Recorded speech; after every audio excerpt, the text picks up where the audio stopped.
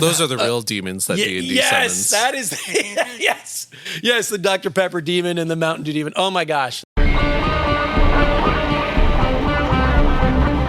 it, man. Game over, man. Game over. Shall we play a game? You're traveling to another dimension. A dimension not only of plastic and paint, but of games. A journey into a wondrous land where meeples become real and cardboard cuts like a knife. That's a signpost up ahead, your next stop. The Funk Zone.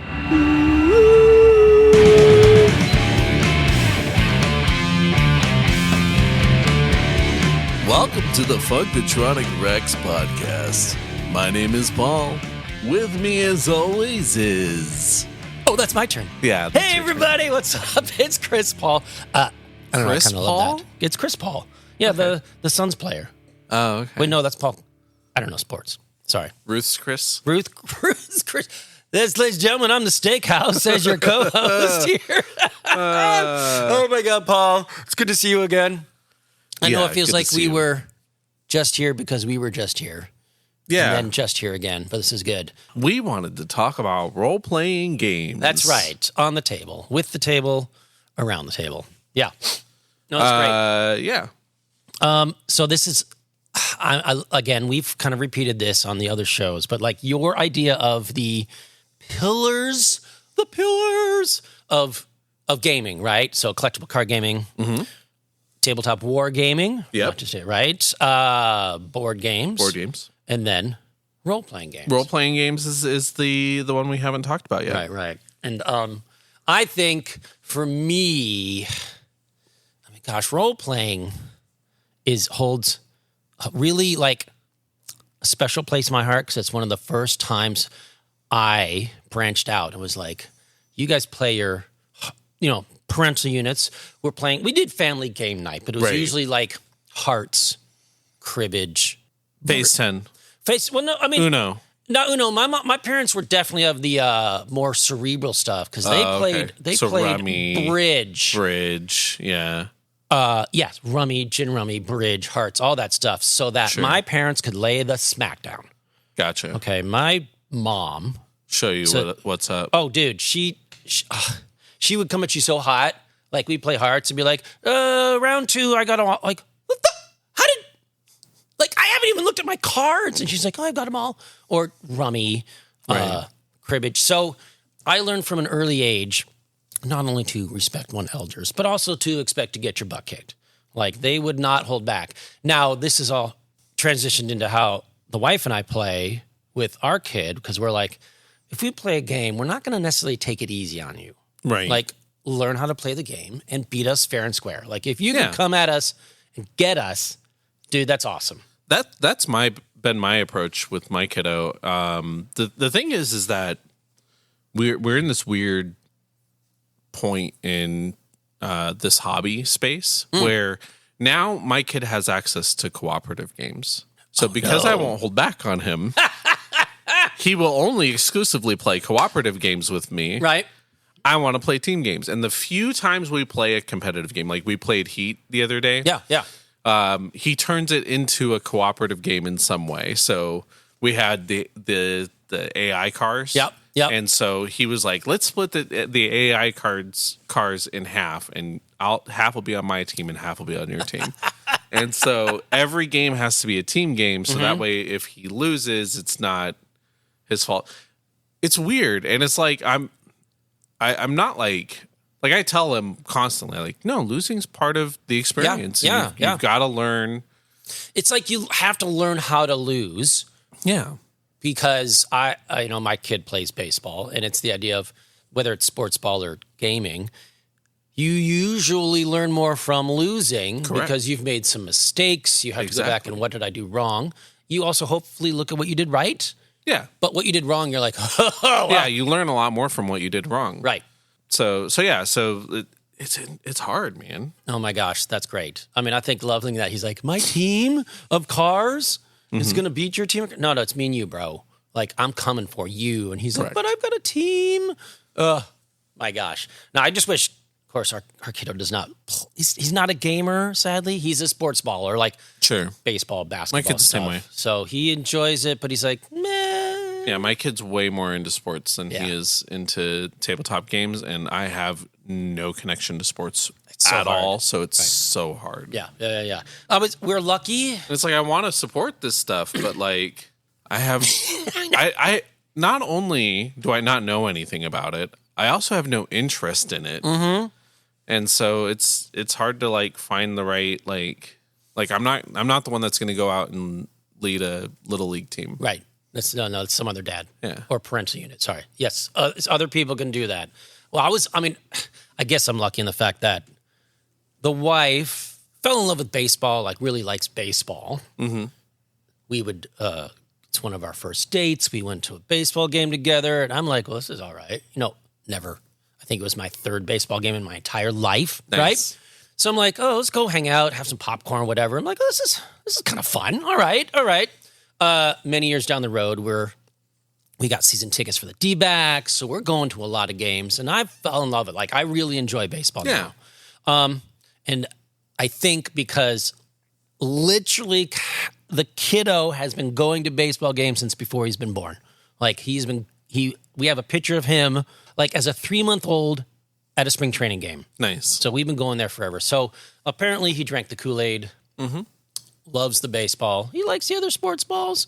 And the crazy thing is, on the way to school, and I don't know if I mentioned this before, but again, same as you, I don't know anything about sports. Like cursory. Right. Like, I know they exist, Yeah. whatever. I played football in high school. Right. I was terrible at it, but I did it. Right. I mean, I had friends who played. I hated every moment of it. Yeah. No, I played soccer as a kid. That's why I 'cause stopped back- talking to my dad. Yeah. You're like, shut up. I almost dropped the F-bomb there. So as a kid, I played soccer a lot because we lived in the Midwest, and it was soccer that transitioned into hockey, that transitioned back into soccer. What's hockey? Oh, well, no, trust me. Like, I played hockey for 30 seconds. I'm from Arizona. Oh, my gosh. Do you There's play this that on the sand? It is on the sand. Yes, yes. So you have little skis, and someone pushes you on the sand while you hit and try to avoid the rattlesnake that someone throws at you. No. So throwing tarantulas at people? yes. Get the tarantula. So we played. a shoe, honestly? Yes, a shoe. So I played soccer a bunch, short and fast, which apparently was good, but not so good in hockey. So the friend of mine who and I played sake.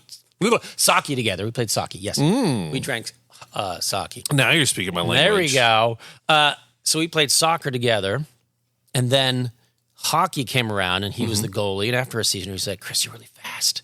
You could do this. I could skate. Whatever." I get on the ice, and I get body checked. Done. Like, I hit the ice, and I kept going, like sliding, and I just kept going. I said, nope, done. I'm out. And he's like, "Chris, where you going?" Hey, bud. I'm done. Yeah, I'm done. I'm like, no, that was too rough. I mean, I was like 100 pounds wet. Right. And it's the classic, like, I'm wearing my dad's suit and this hockey jersey. Like, it was just, it was comical. So I'm like skating around. I'm like, well, I'm not that great at skating because these guys are like really good. And I'm like, I'm supposed to hit this puck. And I was like, dude, you're like Canadian. You're supposed to be able to do this in your sleep. I'm like, no. I got the maple syrup version of Canada. Nice. Like, I got that. I did not get the hockey. So he was like, how was that? I'm like, screw you, bro. That hurt. Like, no. I'll see you at soccer. I'm out. I was always too soft. I didn't like hurting people. And so but because of my size, they would put me on the line. I'm also a terrible runner and terrible at catching and not very good at throwing. Right. And I mean, you're a bigger dude. so there really was no place to put me on a football team. I did not belong there. And so they'd put me on the football line and I'd go, stop, don't go. Guys, he can give you the ball. He'll just give it to you if you ask nicely. I would just try to play like psychological tricks on the other linemen. I would like make faces or sounds like and just try to get them off their game. That was my strategy. Did this guy just It growl wasn't to at me? hit people. Yeah. Oh my God. Stupid. That's awesome. Dumb, oh my God, that's dumb, awesome. stupid So the great idiot. and so I have learned so much from this kid because the only thing he wants to listen to on the way to and from school is Sports Talk Radio. Sports ball, interesting. That's right. Ladies and gentlemen, it's the Suns game. I'm like, and he can rattle off stuff and knows this stuff, knows a lot of the video That's games super he plays. cool, though. Which is great. He's into it. And it's kind of taken me along with it since, I'm usually the transport. So I'm like, I should not know this much about the Suns or the Coyotes when they were here. Right. Or whatever. He's like, Dad, let's watch some football. I'm like, hard no. That's where you draw the line. I was like, okay, we'll watch some football if you watch some hockey or golf. And he's like, no.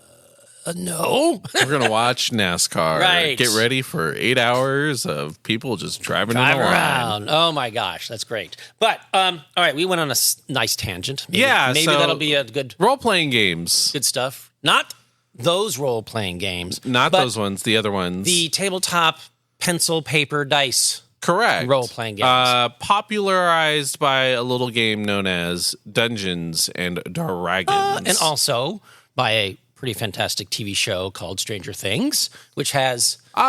Stranger Things helped it to catapult into the modern pop culture. I do think it pushed it to... Because that's one thing that, as we sit here in a mecca of geekdom, right? Like, we're definitely swimming in a geek pool here at the store. The idea that the geeks shall inherit the earth, all that stuff. Yeah. I think Stranger Things, D&D at the time, I think was just at that point where it's about to break through, right? Like, get past a bubble of geekdom to a pop culture level. Correct. And I think Stranger Things went, hey, let's go. And they shot through, and everybody's like, oh, well. I think Critical Role was on for like a year or two right. before Stranger Things. So, and that got millions of people to be kind of into it. So, but other than watching Stranger Things, what is your familiarity with the role-playing games? Role-playing, well, before we got off on that huge tangent, I think role-playing... Playing D&D in particular was the first game that my brother and I were like, what's that over there? And we are going to play it because it didn't involve the parents. Right. I mean, cursorily, right? They're like, all right. So don't summon any demons. Don't drink all the Mountain Dew and go have fun. Yeah. Right? But it was the first time my brother and I were like, this could be like ours. Like, this is our game that we can make up and play with our friends, have friends over, go over to their house and have like a weekend or whatever. So I started playing D&D, and I'll bring this in because I mentioned this when I was on the last season's podcast, and I think I posted it. But there's a picture of me as, I want to say I'm either 8 or 10, DMing a game for my brother and our neighbor who were 8 and 10, sitting in the hallway because we lived in Michigan, so there was no exterior access. Like, when the blizzard hits, you still need to get to your garage. So there's a little hallway right there, which had been turned into our like kind of play area. So there's a picture of me. I have no idea what you're talking about. Well, no, I know. There's a thing called snow. What? And weather. Yeah, I know. It doesn't happen here. Oh, is that wet sand I hear about? It is. It's the wet sand that falls from the sky. Got it. Yeah. And it burns your skin because it's so cold. Yes. So I started playing, my brother and I started playing D&D pretty young, apparently. I don't know. But it was like 8 or 10. I think a lot of people around our age, 8 to 10 was like when a lot of us kind of got into it. I did not. But around that age, a lot of kids latched onto it. It was a different time. Like my kid's 9 and I can't get him. That's not true. And we'll talk about this in a moment, but I did get him to finally sit down and play a game of D&D with me. And I'll talk about how that went in a minute, but it was hard. It was hard to get him interested. There's something that's missing from the 80s TSR days to modern Dungeons and Dragons that aren't engaging those younger minds for some reason. And I don't know if it's because it, like you said, it was something that your parents weren't going to be involved in, so that it kind of drew you to it. Right. Now all the parents are into it, so maybe that's making it less cool. I think a big part of it is the books are thicker and there's more to them. I mean, these new books, having looked at, like, they're tomes. I think, like, okay, there's something I do enjoy, like looking at a really cool, well-designed rule book. I might not play the game, but I'm like, artwork's cool. Like, it looks cool. I kind of, like, walk around a bookstore, you look at a book, and you're like, well, what's the blurb on the back? Is it drawing me in? Right. Do I want to play it? The D&D books nowadays are definitely like, let's play D&D. Let's do this thing. Did you play with the red box? Yes. Or- No. okay. So I had, what was it called? It's So we probably started with AD&D. we started with the basic set. Oh, you did? Okay. So it was, the basic rules. And So then that would be probably the red box. Yep. We actually have, and I swear I have it somewhere. I hope I do. The original TSR small, they're like 8x5 white staple bound D&D books, like the original. Yeah. From back then. Yeah, black and white printed. Right. Now, we didn't use those because we didn't see those, but I have those lying around, and I still hope I do. But, so yeah, like somehow we found ourselves with a copy of the basic red box of D&D. Mm-hmm. Mind-blowing. Yeah. Like, so cool. Super cool. And that box was probably like what? I mean, granted, inflation is a thing because this was, the 1800s for you. But We were still, chipping in gold and I think the box was like $15-20 yeah. at the time. And so like in modern days, $15 to $20 in the 80s, which is probably when you were playing. Yep. Is what like Let me say like $40 now. probably about $40 now. Yeah. I guess that's reasonable. Yeah. But it's the, and this is something that I think about nowadays, of course, trying to think back, and I'll talk to my brother, like remembering those good old days of playing, but how the heck did we get our hands on it? It's not like my parents were gamers, like they kind of whatever. Right. Like now we loved the bookstores, so we would go to the bookstores a lot. Get our daily fill of that crack. And as like, was there a bookstore we went to that had like a little section, just that little shelf in the corner? Yeah. And then when you came Usually in, a magazine rack. right. And you're like, oh, what's this? You see all the art and the demons on the covers. Yes, the dragon, the dragon, all that stuff was awesome. And I think my parents did a really good job. Okay, well, really good job could be dubious. I don't know. Obviously, I'm here on a podcast talking about gaming, so life choices. But I was huge reader of fantasy, right? Okay. Sci-fi, a little bit. It's definitely fantasy because my mom, as a kid, would read us The Hobbit. Good as mom. opposed to Goodnight Moon. We're reading the freaking Hobbit. Yeah. And then we graduated to Lord of the Rings. So we were read Hobbit and Lord of the Rings to us as kids. Mm-hmm. And that, for me, and my brother planted the seeds of that love of fantasy, right? Yeah. So when we came in that store and we're looking for books, I envisioned like two kids being bored, whatever. The Coming around magazine corner. rack was probably right next to the fantasy books. Right. And like had comics, magazines, and we're all like, oh, dude, what's that? Mm-hmm. That looks kind of cool. And whereas like $20 back then was no thing. We're like, you can buy 6 books for $20, guys. That's six. I mean, for that's us about kids, right. Yeah. For like an 8 to 10-year-old, because my brother's a 2.5 years, so 8 and 10-year-old books. Like I could have gotten like 4 choose your own adventure books, right? Yeah, or right. one, and they're like $1, and we're like, again, dramatic, Look reenactment, at the art, Mom. right? Like, oh please, Mom, sad puppy dog eyes. You're like, well, what is it? It's a game, and they're like, oh, okay, let's see what it's like. Obviously, we get home, open it up, and we're like, wait a minute. What the hell is this? Like, rule books, dice? Yeah. Like, what? Where's the board? Where's the board? Exactly.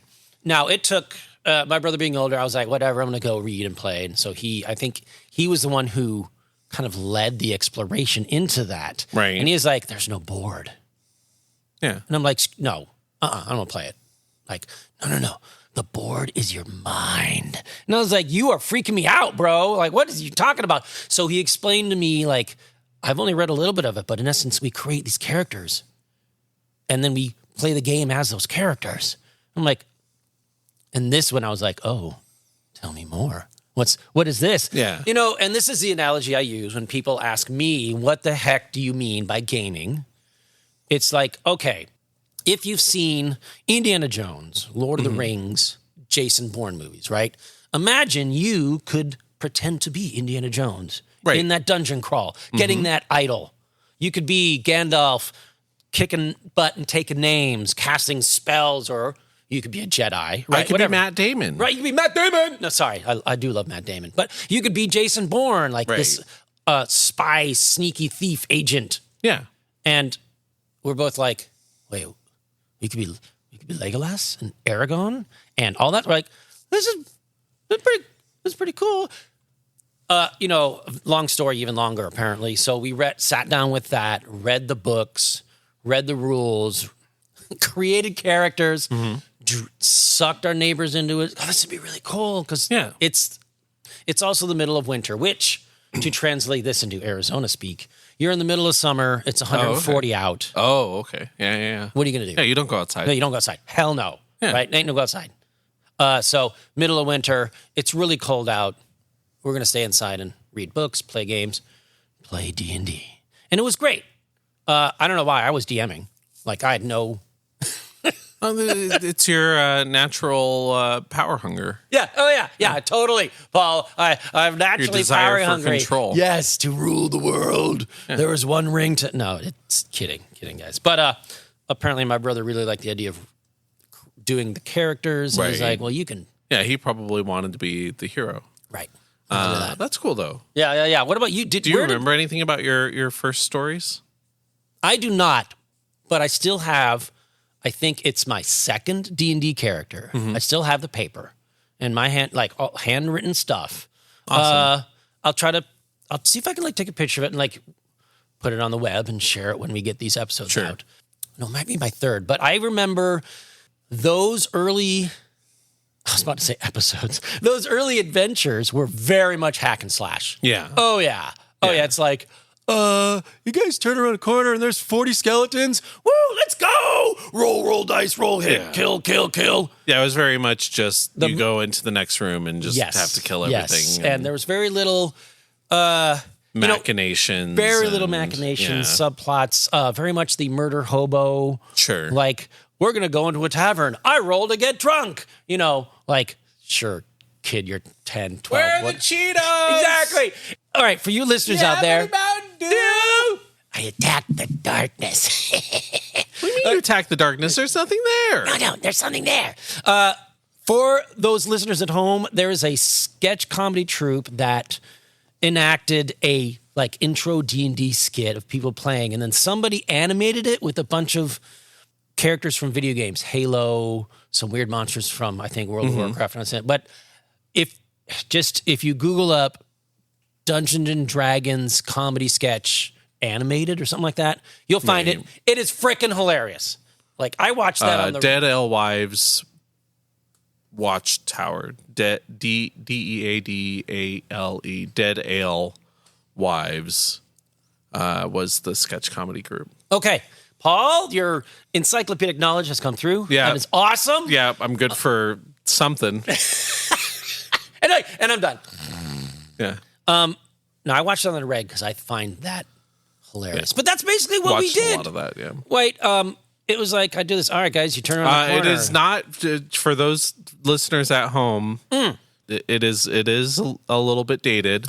It is dated. It's PG-13 plus, I would say. Yeah, there's no cursing in cursing it, but there are some innuendos. Yes. But if you play D&D, you're probably used to them. Yeah. So I would say it's definitely what's interesting about the Dead Alewives skit is that it's very it was very accurate for that time. So that's when I got into Dungeons and Dragons. When did that come out? I don't even know when it came out. That was early 2000s. Oh, okay. Yeah. So I was in college, and when I started, I was in college. I had the one friend that I retained from high school was like, "Hey, we should play Dungeons and Dragons together." I was like, "That sounds interesting." I did have a couple of friends that tried to get me into role playing, and earlier in high school or something. During high school and things like that, they somebody tried to get me to play Vampire the Masquerade. Yep. Somebody tried to get me to play. I forget what the other one was. I think it might have been Fate, but there were a couple of games that were like shopped to me, and I was interested, but it just never came to fruition. Right. So now that I'm in college and I've got, all the free time in the world, because you're used to going to school every single day for 10 hours a day, and suddenly, what do I do now? Suddenly I'm done with my class at whatever time. 10 p.m. because you go out to night school, because that's what you do in your first semester of college. That's true. Well, am I wrong? Well, I know a lot of people don't do that, but not everybody did that. I was not a morning person, so I did try to scoot classes as late as possible. Right. But there's always that one class that screws it up. That is 9 o'clock Monday, Wednesday, Friday. Yep. And then everything else, you're like, well, I don't have another class until 1 or 2. Man, I guess I get to go home and take a nap. Yeah, I did one semester of night school. Yeah. Thinking that I was so cool that I'd be able to like nailed it, sleep in and like go to these late, and then after that I was like, wait a minute, I don't have any free time. I can hang out with my friends. Right. This is dumb. Right. So yeah, Right. it was all back to morning school after that. But yeah, there you go, wicked smart. This is wicked smart. Yeah. So this was very early 2000s, turn of the century. He convinced me to play D&D with his group that he had been playing with since grade school. Grade school. Yeah. They'd been playing for years and years and years. That's awesome. So I go over to his friend's house, the guy that DM'd. Actually, no, I think it was his friend's parents' house at the time, which makes sense. Sat down on the couch and I rolled up a dwarf fighter in 3rd edition, 3.5. 3.5. Yeah. All right, there you go. We rolled up a 3.5 fighter, and that was all she wrote. That was my introduction. So I played with those guys on the regular. We would show up on like a Saturday at like probably around 6 or 7 in the evening. And we would go until probably 4 or 5 in the morning. Yes. Yeah, exactly. Oh my gosh. We would do that. I'm pretty sure it was weekly. And we played that way for a few years. And then I finally got my own place. And when I got my own place, I decided that I wanted to try DMing. There was a little bit of a divide that happened in the group at that time. So I tried DMing and I was terrible at it. Just the worst. Yeah. Actually, everyone that played in those games was like, no, I had a great time. But I remember looking back and being like, yeah, but there was nothing going on. And all I did was like just murder you guys unfairly because I had all the power and no control. That's good. So you would you accidentally or possibly on purpose, would it be like, I know you guys are all like 2nd or 3rd level, but dragon. No, it wasn't that bad. Okay. I did like figure out CR and I did try to go off of that. What ended up happening was our first session, I wanted to do a seafaring campaign. Okay. And so I built this whole world. It had 5 islands, and each island was representative of an elemental power. So there was the lava island that was representative of fire. There was a floating air island. Love it. It was super cool world, and my buddies asked to revisit the world a few times. But the opening episode, and I wanted to be pirates because pirates are cool. Opening pirates are cool. This was Absolutely. even before like Pirates of the Caribbean had come out. Yeah, I'm old. Deal with it. So, if you're old, Paul, I'm with you. So the opening episode or the opening session was they were all on a boat, right? And they were trying to get to a destination. Who knows? Right? Who cares? And fog rolls in, and out of the fog start rolling these ghosts, these pirate ghosts. And I had worked out what the CR was for the party, and it was mathematically perfect. Do it. 1 round of combat, they wasted everything. I'm like, this is not going well at all. I got one guy left, and we're going to be done before there's ever anything interesting. So the players just Yeah. lawnmower through everybody. Great rolls Oh on my their part, gosh. and they Well- just lawnmowered the everything. So what is a DM to do other than make the fight longer by adding more? So I just respawned all of the ghosts because I was like, I want this to keep going. Yeah. Let's have. It's I want this to be magical more than pirate one fog. turn. Yeah. And they wasted through that really quickly. So I was like, all right, well, we'll send a little bit more. And then suddenly that it was like the third or fourth wave. And Oh my gosh, it's great. and all their resources are spent because they're level 1. Right. And They're out of arrows. They're out of everything. Like, yep. and suddenly and then the rolls start shifting, and you roll dice long enough, eventually it's going to start going the other way. And Yep. the whole party died. So Oh my gosh. we had a good time, and everyone was pretty invested in the world. But that was my first attempt at role playing. So then I ran a couple, DMing. My first attempt at DMing, and then we ran a couple of pre-written modules. I did that for a few years, and then I moved to Texas. And in Texas, that's when 4th edition came out, Right.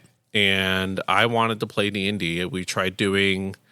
This was early Skype video calls. Did not work at all. Oh yeah, do those early Skype. I'm on the laptop and everyone else is at the table playing, and like every time they're talking, my mic shuts off because the speaker didn't want to pick up. So that didn't work at all.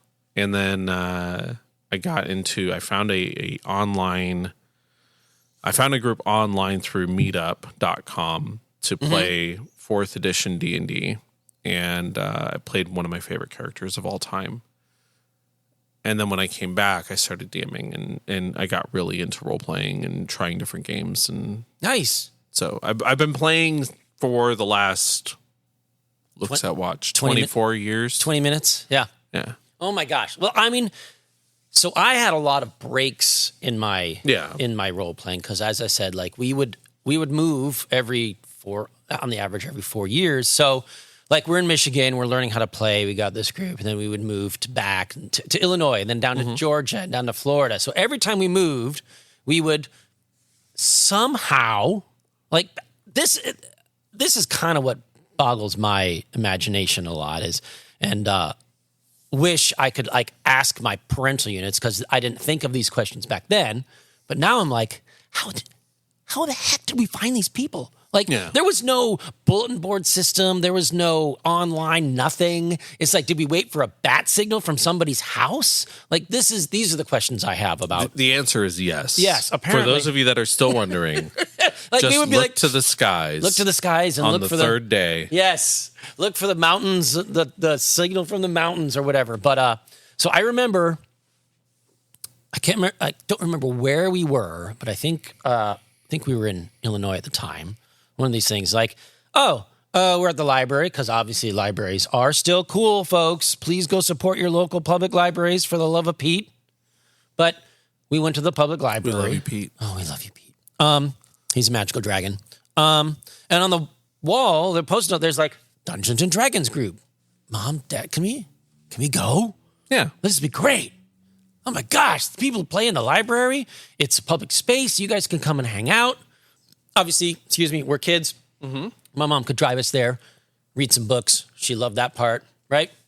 So we roll into the library. Mom's like, okay, kids, have fun. And we're like, oh my gosh, we're so excited. We have you definitely want to talk about the accoutrements, but we had our Crown Royal bag of dice. I don't know if you guys did that. Of course. I mean, that was issued. What else do you carry your dice in? Right. It's a magical bag of dice. Our little folder with our characters in it, like all the stuff. We roll in, and there's like 10 people that are all over 30. Right. Now, for us, they were ancient. Like, we just walked into the ancient meeting of the elders, and my brother and I looked at her, we're like, what are we doing here? And one guy's like, hey, you guys here for D&D? We're like, yes, sir. Well, I could tell by your Crown Royal badge. Yeah. They're like, well, how old are you guys? We were, again, under 16. And we're like, 14, 16? And everybody looks around the table because, as you know, we know, and anybody out there knows, as you're playing D&D, sometimes it can get a little racy, a little raunchy, fun, irreverent, all that stuff, which is some of the great things about role-playing. Yeah, a little adult. A little adult. And all the adults around the table are like, it's the night of PG night. You know, you, like this little like glance ripple. Right. And we're like, well, you know, you guys could game without us. Of course, I don't know why we sounded like Mickey Mouse, but you know, it's like, oh no, we're okay. We could go play somewhere else. And the guy's like, no, come here. Yeah. Hang out. I think we went there twice. Just because they were old or whatever. But oh my God, we're like, so what do you guys want to do? And that moment introduced us to the idea of the role-playing side of things. Right. You know, my brother and I are like, well, we got this and I can roll dice. Like, no, but what do you want to do? What do you do? Like, I don't know. So, and the guy's like, well, what's your alignment? How do you do? Where are you from? Do you have any scars? Do you have any emotional baggage? We're like, well, I'm 14, so I don't know yet. But it was one of those glimpses into the world of that style of role playing. It's not just tabletop and pencil and paper, which is, I think, great, but it's the idea of role playing. And then, of course, it evolved and we found other groups. We definitely, every place, like I said, every place we moved to, we found a group of players to hang out with and play.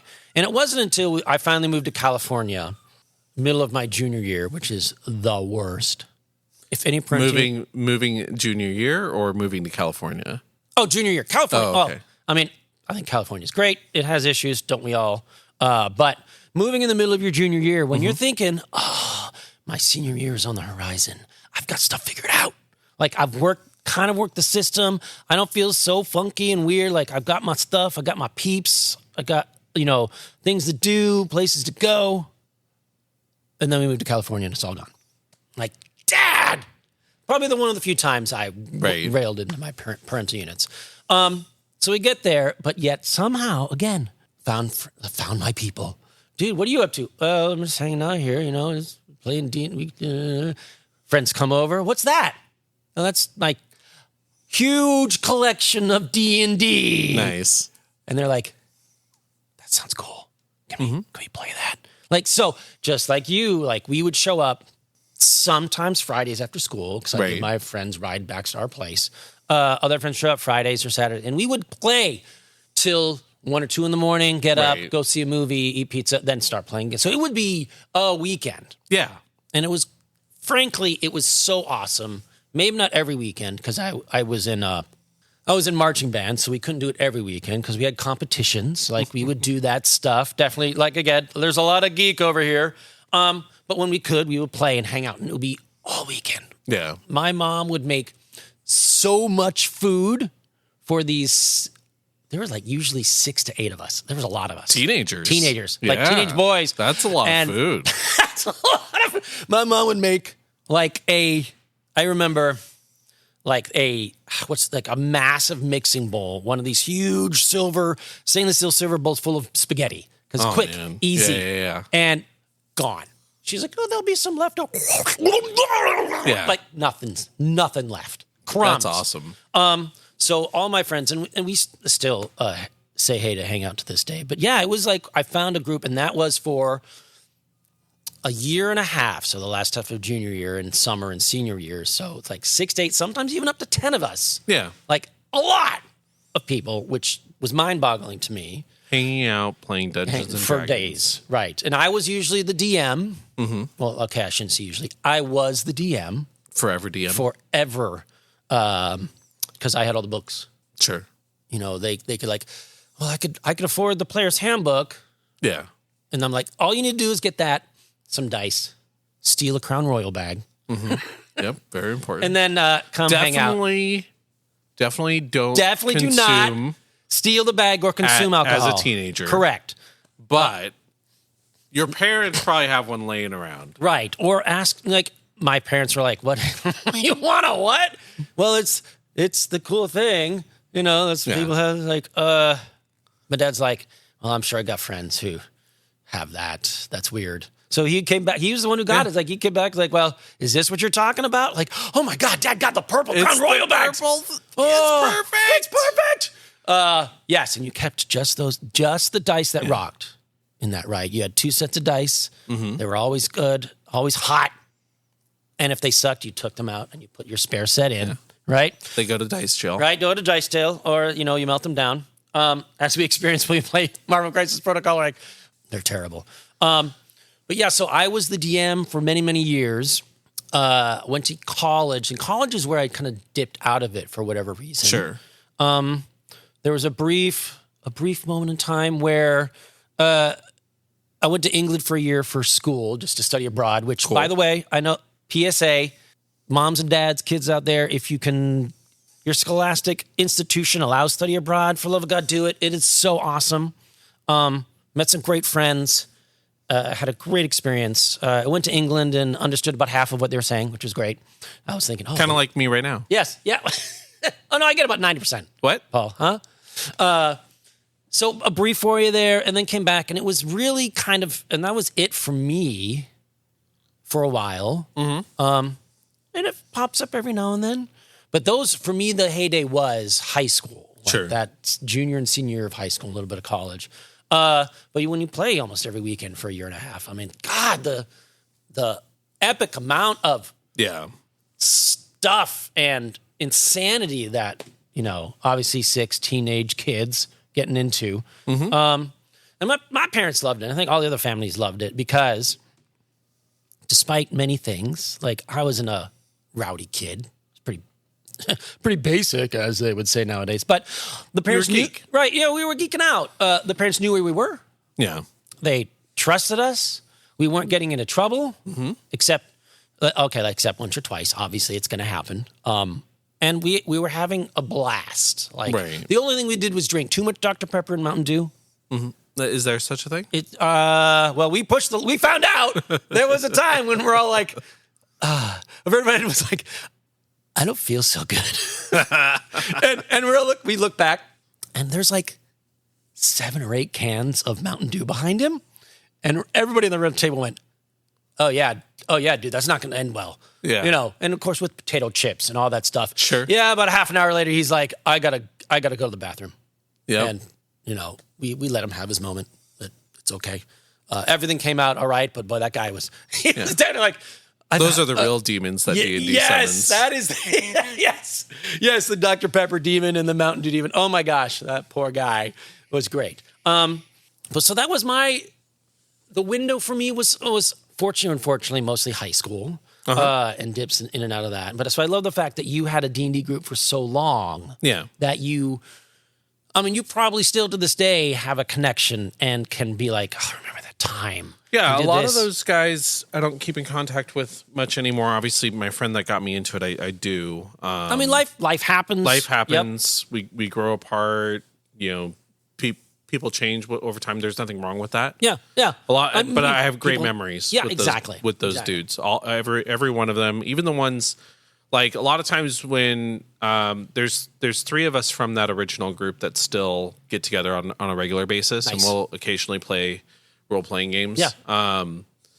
But we'll get together and we'll down talk various people in the group, the DM and that kind of thing. Where our original DM was very, very AD&D. It was very much me versus you, and like he would do everything in his power to win the game. There's no winning in D&D, especially when you're the DM. Wait, what? But he would do those things, and so it created a lot of like animosity. But I still look back and even him and his style of DMing and everything, like there's still good memories. Right, exactly. A lot of them still in there. I still remember I talked about my dwarf as my first character. That was a very short-lived character. He only lasted the 1 session, but then there were 2 other characters that really stand out. That there was Grob.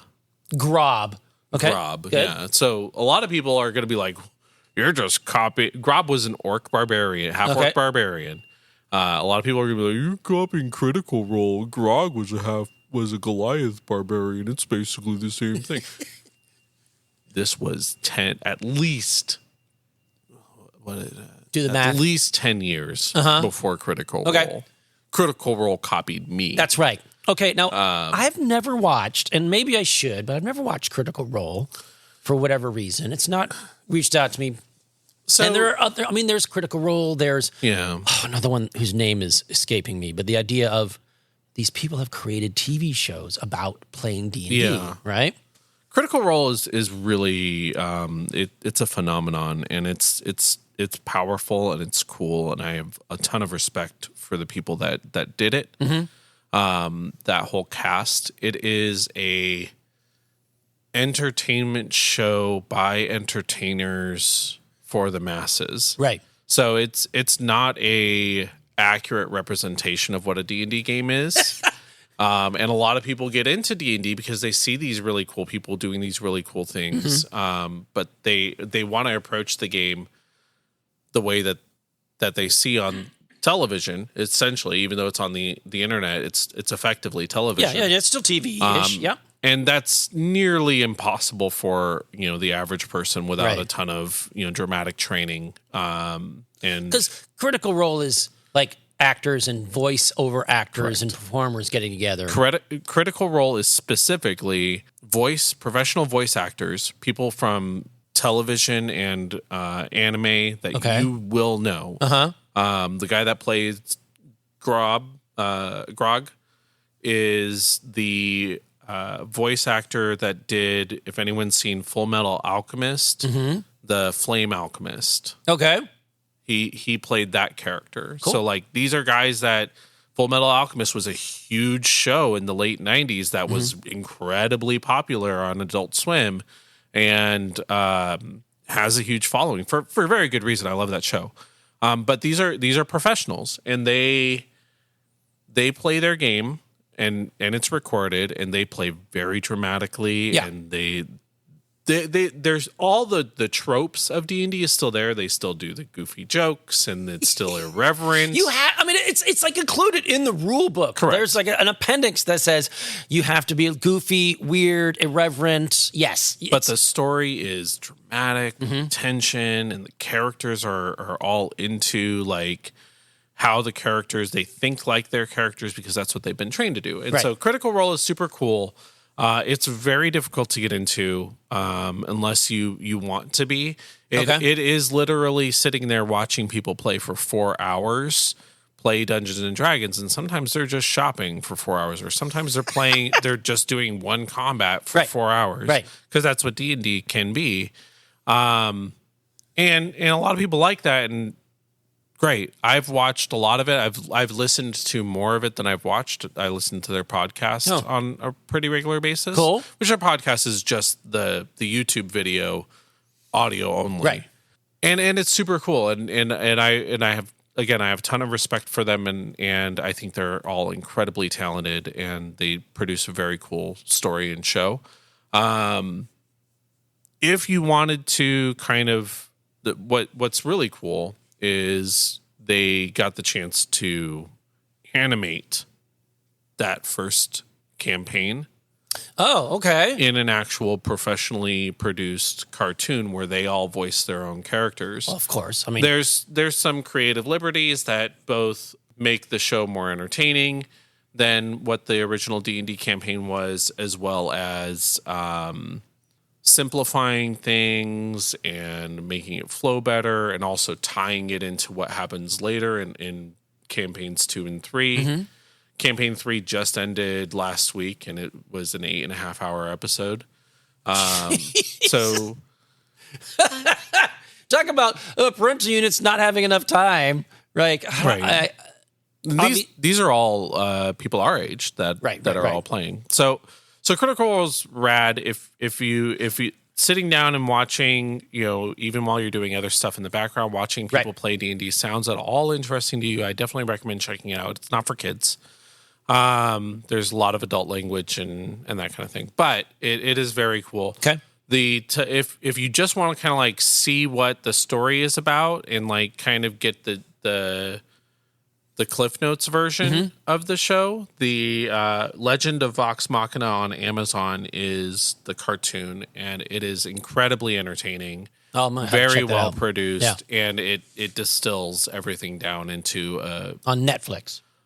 on Amazon. Amazon, sorry. Amazon Prime Video. Great. It distills everything down into a much more consumable format. Again, not for kids. Still adult. Still, yes.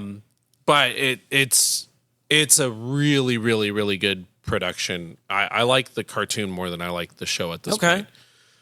So all that's to say, we've talked about our history. We've talked a lot about playing Dungeons and Dragons. Right. Yeah. Quickly, for the people that don't necessarily know what a tabletop role playing game is, how would you, if somebody comes up, if you're trying to put a D&D group back together, and somebody comes up to you and you're like, you've got the right vibe. Have you ever played D&D? And they're like, no, what's that? Right. Now, that conversation doesn't happen much anymore because thankfully D&D has finally gotten popular. When we were playing, it was literally like, you play D&D, you nerd. I'm gonna put you in a locker. Yeah. Like, what? Yes. So thankfully we're beyond that now. Thank goodness. But how would you describe D&D to somebody that is interested? Well, and we're going to approach it from a D&D standpoint. We're going to talk about other role-playing games. Yeah. Not to repeat myself, but again, like this actually kind of happened. My neighbor was like, "You go to your friend's game store. Mm-hmm. What do you mean? Well, what is this gaming thing?" And the analogy that I used, like I mentioned before, was you can take on the persona or role of Gandalf, Indiana Jones, Jason Bourne, somebody who is the storyteller or game master, dungeon master, creates a story that you are the main character in, and then you go on adventures. And he's like, what? What do you mean adventures? Well, it could be anything. It could be Indiana stealing the idol. It could be getting the ring to Mount Doom. Right. It could be like Jason Bourne searching through Europe to find clues to your lost memory, right? All these are stories that, as a player, you can experience in real time as a person, right? As your character. If you've read any of the fantasy books and you go, gosh, that sounds like I really identify with this character, right? You can become a version of that character and tell your own story. Yeah. So I think that, to me, that's what I say when people are like, what do you mean by role playing? What do you mean by D&D? Right. That's the analogy that I use. And there's 90% of the time. There's dice that come in that they are the arbiter of what happens. Right. So whether or not your character does the thing without complication, or if there is a complication, usually the dice is what kind of rules that. And that also helps to keep it very much. So I mentioned the DM that was very him versus us. Mm-hmm. We can get into DM politics in a minute, but for the most part, like that's one of the ways that keeps them from just being able to. Well, it keeps them from steamrolling you into a story or steamrolling over you and killing everybody, right? Because which they can still do pretty easily if they want to. That is true. But the joke was if you did anything that made the DM angry, and this joke still goes on, your character is suddenly struck by lightning and you die. Please roll up a new character. Yeah. I tell you to bring two characters for a reason. You're like, oh, all right. But I'd say that would be it. Yes, you sit at a table, and that's, again, you're around a table usually with your character sheet with all the info for that person. Yeah. You roll the dice, and the dice help tell that story. But I really try to talk about the idea like it's live action storytelling and improv. It's collaborative storytelling. Yeah. So, and if not everybody's into that. No. But it definitely is. I mean, it can be a very fun and intense way to hang out. Almost anybody can relate to. You've sat around a campfire or in a room with some friends or just in the backyard of your friend's house, and you guys are hanging out, and then somebody's like, let's tell scary stories. And so it's your turn to tell the scary story, and you have no idea what you want to tell. So you just start saying stuff. Right. Everyone has done that. That is role-playing. Yep. that is what we're talking about. There in these games, there is more structure to it than just like, hey, just wing it. But that is also the same thing. You're all kind of winging it. You're all just winging it. So, Dungeons and Dragons is the most popular. That's what you can probably, if you wanted to find a group and like kind of like try out role playing, Dungeons and Dragons is the easiest. Yeah. I mean, I know on the Funkatronic Rex Discord, there's the D&D Adventures League, and then there's also like just looking for games here in the shop. Is it Tuesdays? Yeah. Here, great. It was Tuesdays. I might need to that. Please verify on the Discord. There's a little asterisk, little footnote. There's groups that meet independently of that just they've found each other, outside of Funk or through the Funk Discord that meet here or even at people's homes or in other places. But Dungeons and Dragons is going to be the easiest. What do you need to play Dungeons and Dragons? You need a dice bag. No, you need a Crown Royal bag. That's right. You need a Crown Royal bag. That's true. The old school people coming with a Crown Royal bag. The cool thing, I think that D&D is you don't need a lot. You don't need anything. I would actually argue. You don't need anything. You're arguing. Okay, all right. Somebody, at least one player, needs a player's handbook. Right. Other than that, I would say one player needs the 3 core rule books. The player's handbook, probably not even the 3, just the player's handbook and the monster manual. Right. Those are the only 2 books that you absolutely need to play. What about the Dungeon Master's Guide? Dungeon Master's Guide is my favorite book.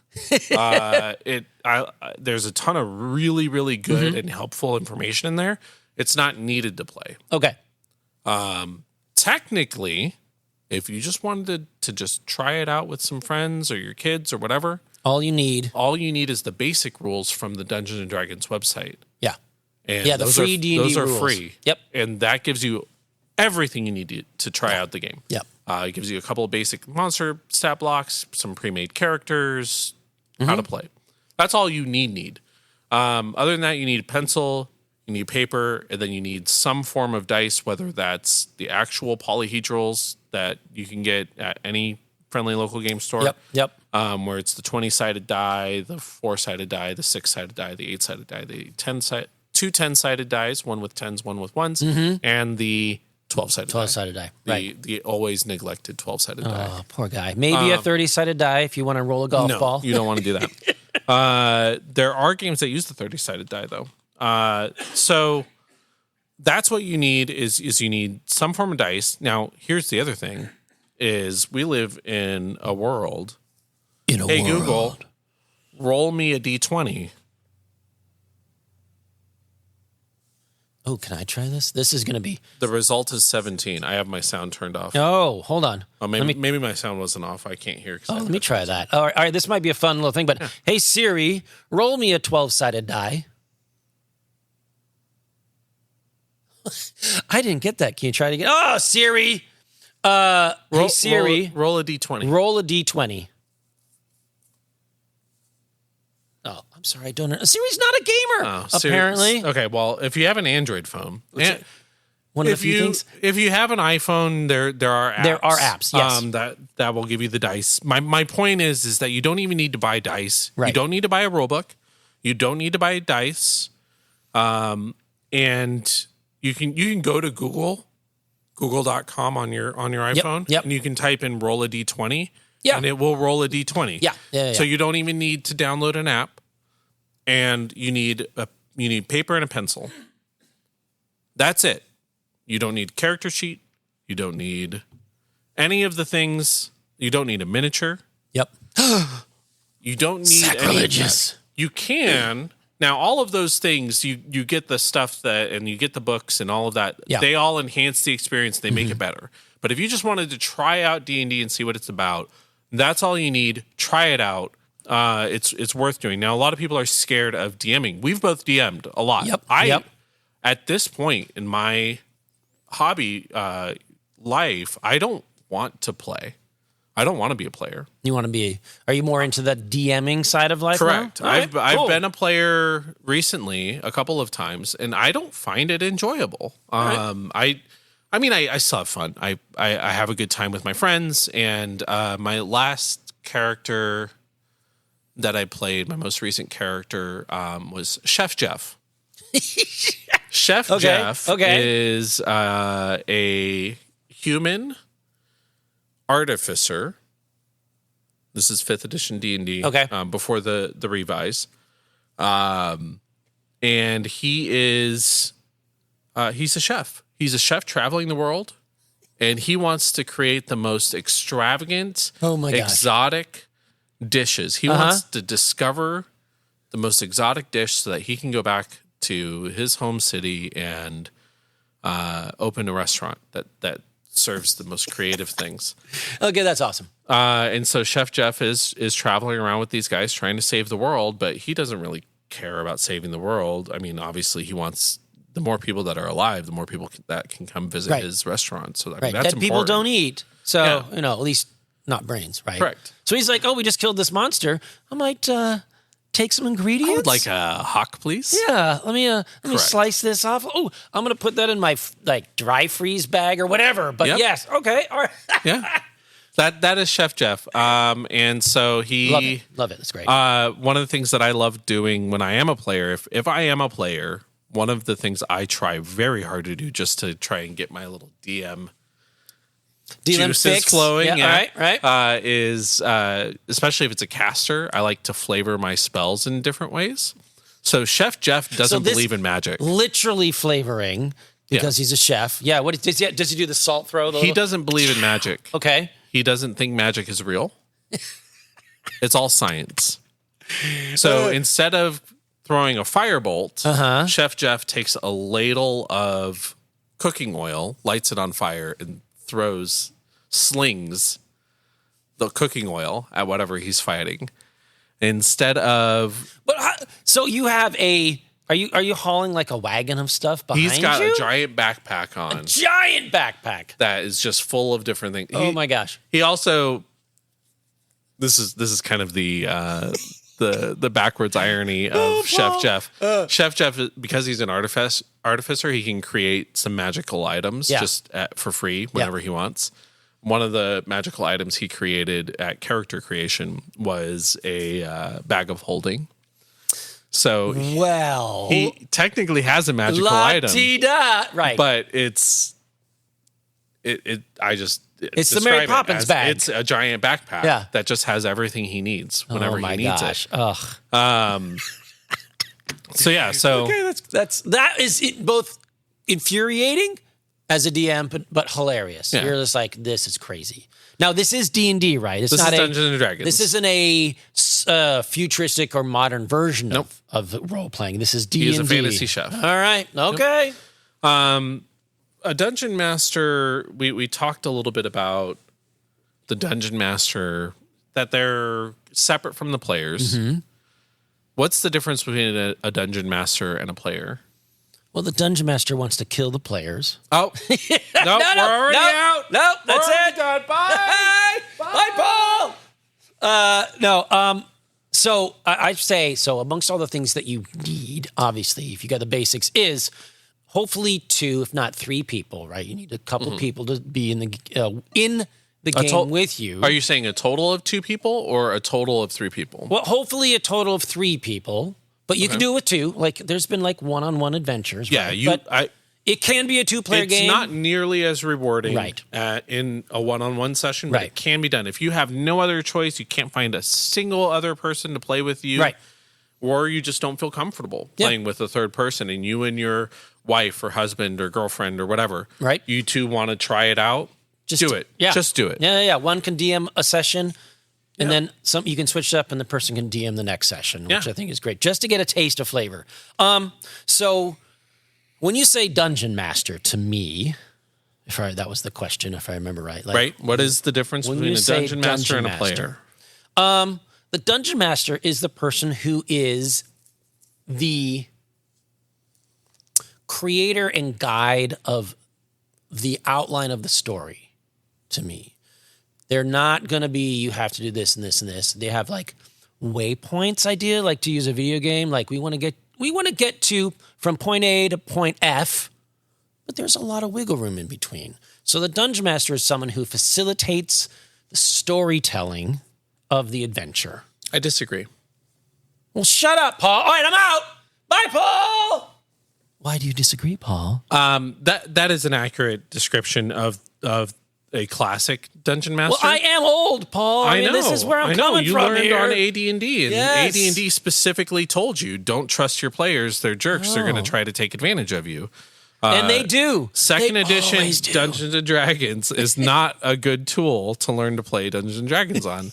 Hey, I played all the way up to 3.5, I think, if I remember right. Yeah. So, whatever. But, I mean, okay. Where are you coming from? I don't disagree with you. Okay. I said I disagreed with you, but that was for the meme. So that is one way to approach dungeon mastering, or game mastering, depending on which game you're playing. I think that that's a perfectly valid and very good way to learn to play the game. The way that I approach game mastering, one of the reasons that I find playing more frustrating is because a lot of game masters play the way that you play. It's a very easy way to play, and it's what a lot of people are used to. The way that I like to be the game master is I am not here to create the story. I am not here to drive what happens. My role as the game master is to provide the interesting situations that both challenge and spotlight the characters in my game. But when it comes to telling the story, and when it comes to creating the world and deciding what all happens, I like to collaborate that stuff with my players. Now, my last game that I ran, my last big game that I ran, we played for, I think it was 3 years in this campaign. I call it the Dragon Apocalypse. Nice. And the game takes place 1,000 years after the start of a war between mankind, loosely mankind, humans, elves, dwarves, etc. All the little people versus the dragons. Okay. The dragons decided to attack, and they have decimated society. As they would, because, dragons. There is now one city left standing in the entirety of this continent. And that city, called Bastion, used to be an elvish city, is trying to fight off the dragons. Now, this is all me writing this stuff. Yeah, and I stole a good writer steals. Yes.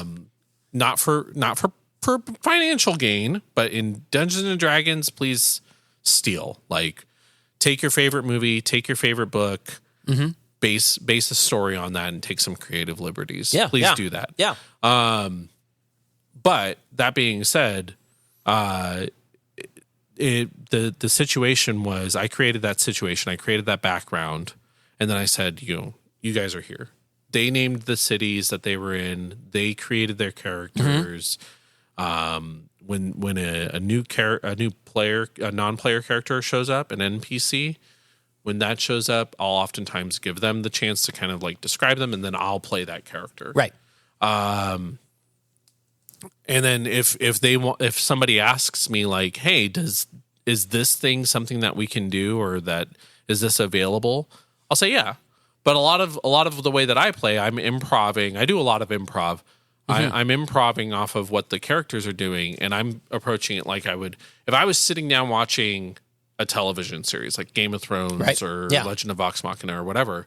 If I'm watching a television series and the characters say or do a thing, I think, okay, what would be the logical next thing that I would see on this television show? I apply that. Yeah. So that's kind of how I approach it. My games are the stories I tell are a lot less structured as a result. But I still try to have like an idea of, okay, when I sit down to start a new campaign, I think of, okay, what is the bad guy that I want to kind of show off? In this case, it was a big, nasty black dragon. And what is the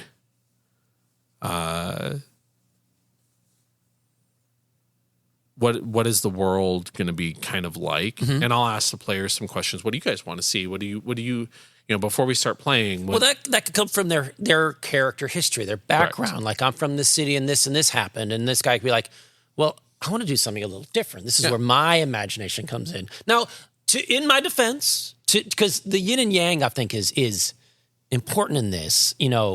I am one of the other things I like to do is my other hobby, because frankly, maybe I have too many hobbies, is I also love to write. So I do a lot of writing, long form, short form fiction. Yeah. I know you're shocked, right? Sci-fi, fantasy, mostly very shocked at this. Stage plays, screenplays, teleplays, whatever, just writing stories. But I think for me, the idea of, and I think you mentioned this, is we're not so far off, is the idea of creating those, like I said, facilitating an outline of a story, and then the characters go, they're because they're characters and they're never going to follow this outline. Right. But you have set out ideas for them to, hooks and lines to go, ooh, what's going to hook this guy? What's going to hook this player? What's going to hook this character? That's going to maybe make them make some interesting choices that will help tell a cool story, right? A lot of new DMs have this idea of, I want to tell this super cool story that's a recreation of the Final Fantasy XIV Heavensward story, which is what I based a lot of my totally don't know what you're talking about. But that's great. That's fine. Those who know. Yeah. I want to base my game off of this story, and I want to tell this story, or maybe they wrote something completely unique, and they're like, this is the bad guy, and he wants to do this, and this is gonna be how he does it. You can't do that in a D&D game. You cannot. Do not do that. Do not tell your story in a D&D game. Yeah.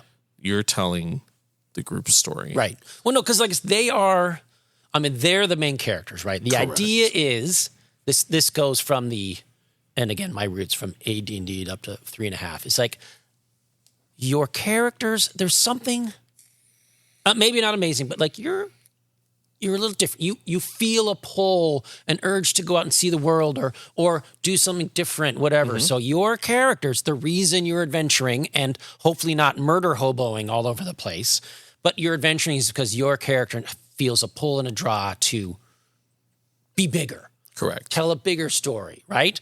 And a DM should get out of the way.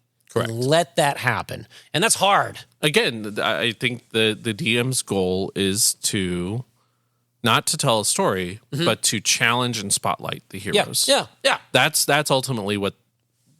Yes, they do a lot more story writing and creation. I do a lot more story writing and creation than my player characters do as a GM, but I always approach everything from the lens of, I'm here to make sure that your character is as cool as they can be, whether that's being knocked down to the edge of death and then getting a chance to get back up and get back into it. Yep. Dying heroically, right? If that's what if that's what the player wants to have as part of their story. Like, gosh, your choices are leading to this outcome. Correct. I mean, I'll support that. Correct. Yeah. So I'm not saying that I'm pulling punches, and I'm not saying that I'm not challenging the characters, but I'm also not here to. It's not me versus them. I'm not trying to build a board game where I get 6 orcs and you 3 get your 3 hero characters, and my 6 orcs are going to try and defeat you. Right. No. There is a great board game I think it's called Descent, which kind of does that. So if you want to do that, a little bit, but I've got a version of it. But yeah, there are games out there that do that. But D&D, I think you're right, should be something more. Correct. Something different. And it's not everybody's thing. Some people are like, well, I just kind of want to run around and hack and slash. That's fine too, obviously. Yeah. It could be whatever you want. And that is the crazy thing about role-playing, the tabletop role-playings. It can be almost whatever you want. There are the rule books. There's like the modules, right? So you have these things that you can use as an outline and a structure and to tell this version of a story. Yeah. But you don't, like you said, you don't have to use any of that. And in defense of the opposite of what I'm saying, you started D&D in the 80s just doing the board game side. Just saying, I have this knight, this paladin, and you have the rogue, and we just go into a room and there's 40 skeletons there and we've got to fight our way through it. And then, okay, we did that. What's in the next room? Right. 60 goblins. Right. All right, what's in the next room? A dragon. Okay. And you're just going through and you're just setting up fights and tactical fights. Right. And D&D specifically is great for giving people that want to play. D&D was built on a war game. Right. It was a war game first. It is great at creating those battles. And if that's all your group wants to do, please do that. Right. I'm Absolutely. not saying that you're wrong Yep. to DM in a me versus them. Just make sure that that's what your group wants to do. And most groups don't want to do that. Right. But there's nothing wrong with that. If that's what your table, you've got 3 to 5 other people or 10 to other people Right. that want to experience this game this way. Yeah. And as you just said, it's so diverse. Yeah. It covers so many ranges and flavors of things that people want to do. Because I know we not only did we play D&D, and I think nowadays there are so many different versions of role playing. We played There's tons. D&D, we played Twilight 2000, we played Heroes and Villains, we played another Traveler, because I remember Traveler, some old. We played like several. So we were like, let's take a break this weekend and try the World War II alternate history. Let's try space. Let's try sci-fi. So there's so many different skins, themes that as players, what are you attracted to? It's one of the things that when people come into the store, not that I work here or anything, apparently, or when people ask me, allegedly, is when you think of a game, role playing, tabletop wargaming, it's like, do you want to be running around with guns and tanks and las guns, or is it dragons and knights and stuff like that? And you can do either. And sometimes you can do both, which to me, sometimes I'm like, I'm a military man. I like my military meals. I want my eggs over here and my bacon over here. But, you can do whatever flavor you want. We played the cyberpunk one for a little bit. So we did a bunch of maybe stuff. a surprise to people that have been listening the last few episodes. You like Star Wars, right? Wait, I think I do. So what if I told you my favorite role-playing system is the current Star Wars system? I would not be surprised. And there is a version of it that is setting agnostic that you don't have to use Star Wars for. Right. I love the Genesis system. So Mike, and it might have been me hearing you and Mike talk about it. Yep. Mike's mentioned it as well, that they have taken the idea of role-playing and dice rolling and creative storytelling and tried to do something a little new with it. Like a little different where, if I remember it, let me see if I get it. Because in D&D, you roll dice and it's kind of black and white. It's very black and white. Success or failure. There's a little grayscale of how well you succeeded or how badly you failed, right? There's the natural 20. I'm going to roll a D20 here in the store and make you do something, which is awesome. And hilarious. And you roll a 1, you're hosed. Right. Right. You trip over a rock, stab yourself in the head. Well, again, you're dead. Thank you for playing and bringing out your other character. Now, in the Genesis system, which is, there's a fantasy version in the Star Wars thing, it really helps the storytelling because you have you have good failures and then bad successes, or you have a mix of things where you as a DM can, I think that's a great way to put it, highlight your characters, but with their dice roll, right? Am I close? Is that it? Yeah. So in Dungeons and Dragons, it is binary pass fail. Yeah.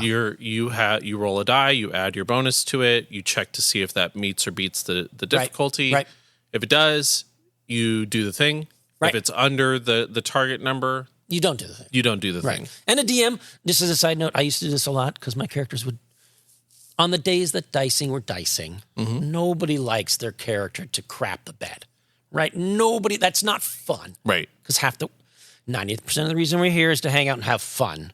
So I'd be like, behind my DM screen, fake rolling some dice. Be like, okay, you barely made it. Like you, Yeah. But the cool thing is from that happened, like you have some scars, you have some issues, so their character shifts a little bit from that. But yes, it is kind of cut and dry, right? Right. So in the Star Wars game or Genesis, you have 4 axes of success and failure. Okay. So there are color-coded special dice with special symbols. The hardest part of getting into the game is learning the symbols and how to read them. All right. It doesn't take long. Okay. It's actually a lot easier than it seems. But you roll your dice, and you'll have successes and failures. You'll have advantages and disadvantages. Yep. There you go. Okay. You'll have triumphs and despairs. Okay. Okay. So success and failure is these are all 6 of those symbols are portrayed across the dice that you're rolling. Right. For every success you get, a failure will cancel it out. Okay. At the end of reading the dice roll, if you have more successes than you have failures, you succeed.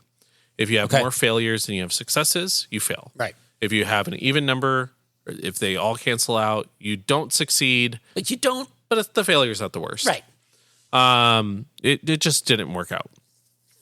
It's me, not you. Yeah. Exactly. So if I'm trying to swing my sword and hit an orc, Right. and I'm doing an arm swingy thing that's very, For those at home, very he's dramatic. And Paul is beating me up with a sword. Awesome. If I'm swinging a sword in D&D, I swing, I roll. If I hit you, I hit you. If I miss, I miss. Right. So success and failure, that determines whether or not I hit you with my sword. Advantage and disadvantage, they cancel each other out in the same way. If you have more advantage than you have disadvantage, then you get a little boon. If you have more disadvantage than you have advantage, there's a little bit of a drawback. Okay. So I might swing my sword, and because I have more advantages than disadvantages, maybe I critically hit you. Okay. Maybe I swing into the orc standing next to you and deal a little bit of damage to that orc. Right. Right? Right. That's what advantages come from.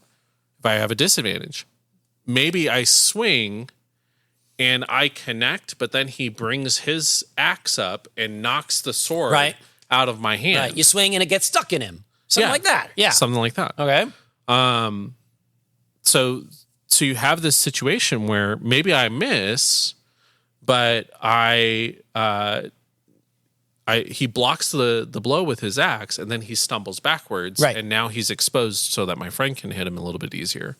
So you have this dynamic of you succeed, but with benefits, or you fail with benefits, and back and forth. There's 4 different ways that can turn out. Okay. And then on top of all of that, you have triumphs and despairs.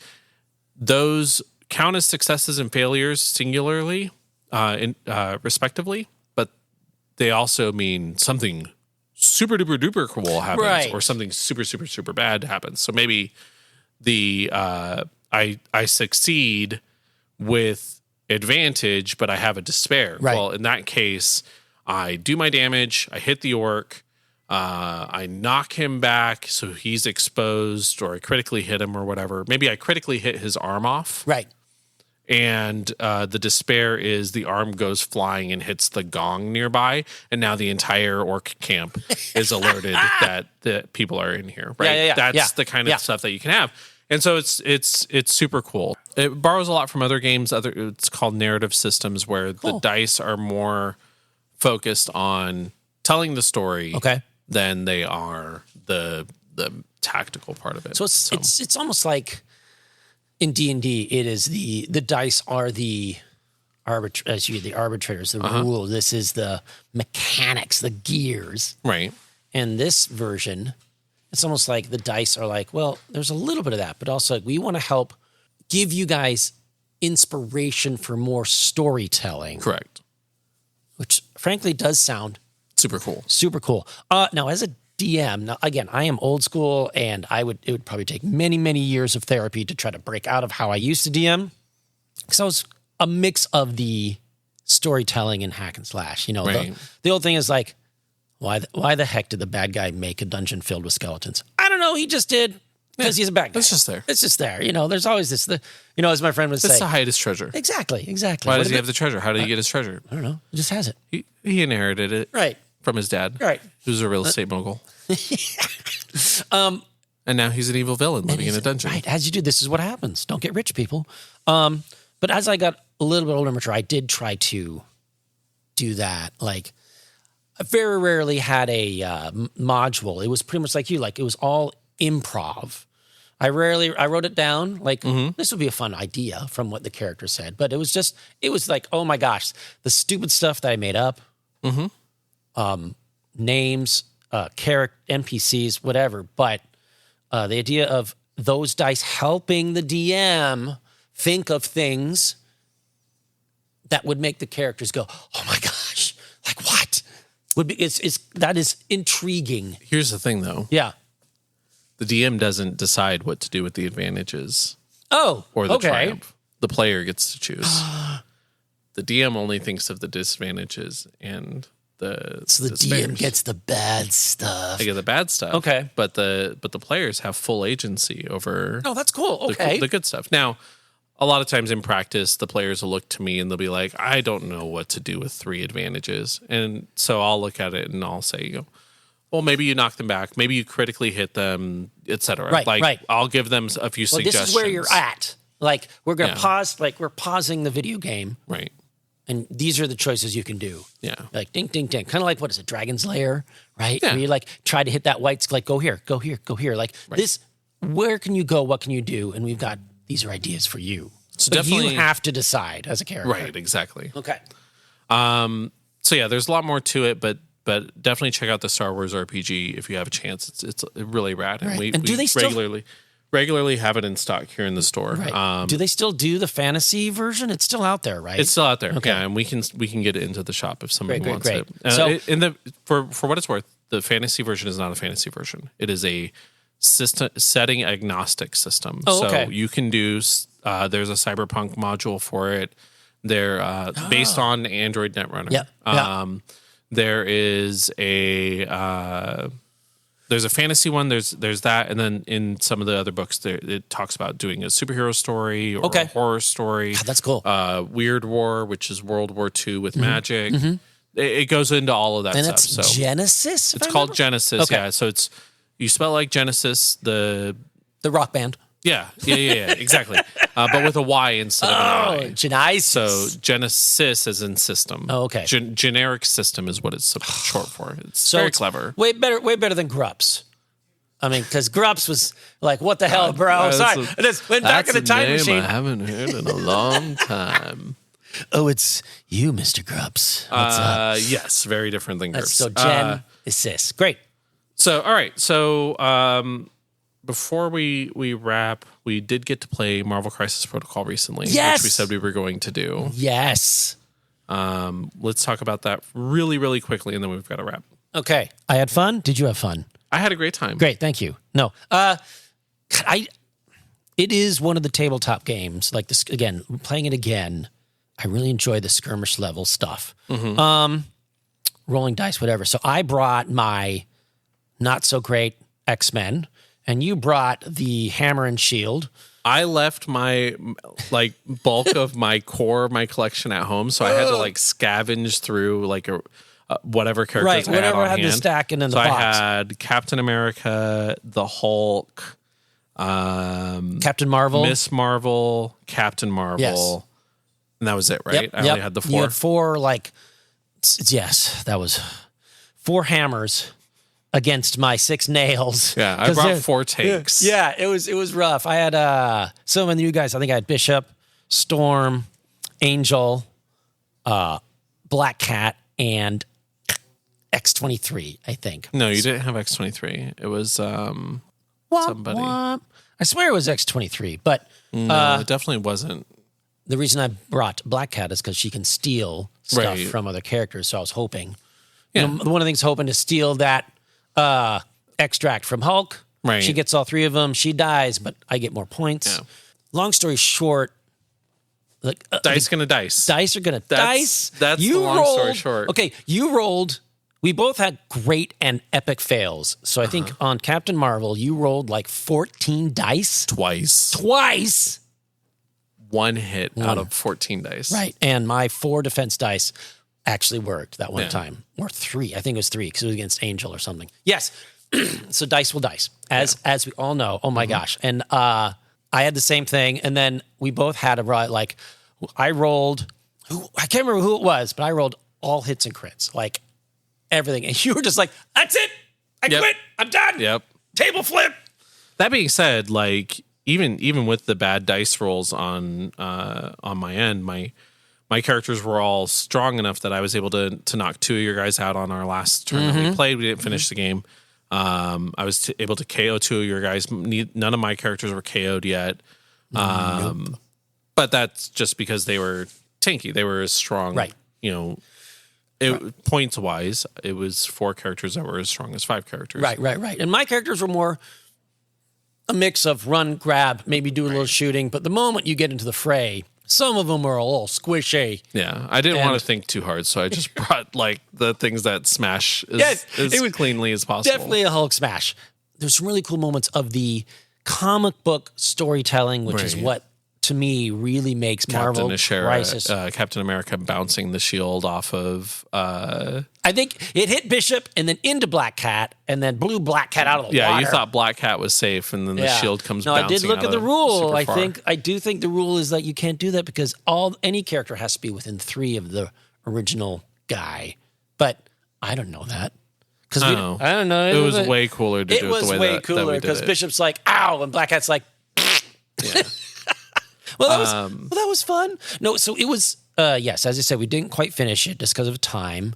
But points-wise, as we played the game, it was a good, close match. game. And I think no one ran away with it. You were definitely in the lead points-wise. Right. I was in the lead, like, health-wise. But yeah, it was still anyone's game when we called it. Yeah, I think I was about halfway through. I think I was ahead by like 1 point. Yeah. Which means at any time it could be anybody's game still, right? And that's again, but I think what I like about just the way that you were positioned on that last turn. I think you were positioned to be able to shoot ahead in points pretty easily. That was the hope until Hulk rolls up and oh my god, that last round, Hulk's like, I'm going to throw you into you, then I'm going to throw that other person back into you, and then I'm going to smash you 2 together and throw you. It's like, oh my God, so many smashes and puny so many throws. Yes, exactly. It was the puny God moment, and that hurt. That hurt a lot. It hurt a lot. But again, it rekindled my love of that game, of playing the comic book characters that we love. Right. Having those comic book moments of Captain America's shield's going to do his thing. Hulk's going to do his thing.